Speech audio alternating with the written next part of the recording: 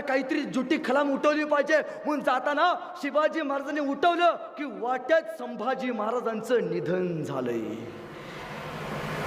9.5 वर्ष असताना संभाजी महाराजांनी एक शिवाजी महाराजांनी खोटी बातमी संभाजी महाराजांची उठवली. ते म्हणजे वाटेत संभाजी महाराजांचं निधन झालंय यासाठी उठवली.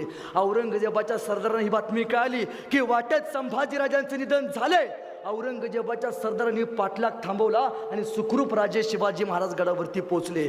परत काशीपंतांच्या साहाय्याने संभाजी महाराजांना सुखरूप गडावरती नेण्याचं सगळं नियोजन केलं. पण गडावरती गेल्यावरती आऊसाहेबांनी विचारलं महाराजांना, शिवबा आमचा शंभूबाळ कुठं आहे? आणि डोळ्यात सांगू शकत नव्हते, कारण हा सगळा मोहिमेचा भाग होता.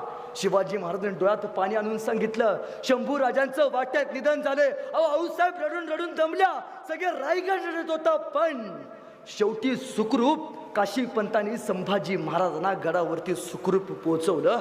आणि शंभू राजा त्यावेळी मुघलांच्या तावडीतनं सुटून हा स्वराज्यामध्ये आला. पण आग्र्याला गेलेला संभाजी राजा हा फक्त विद्वान होता, पण परत आलेला संभाजी राजा हा संभाजी राजा जाणकार होता.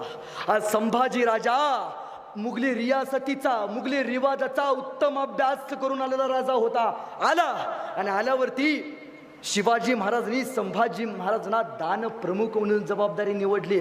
आता स्वराज्यातले सगळे खटले, त्या खटल्यांचा निवाडा संभाजी राजांचं न्यायालय देऊ लागलं.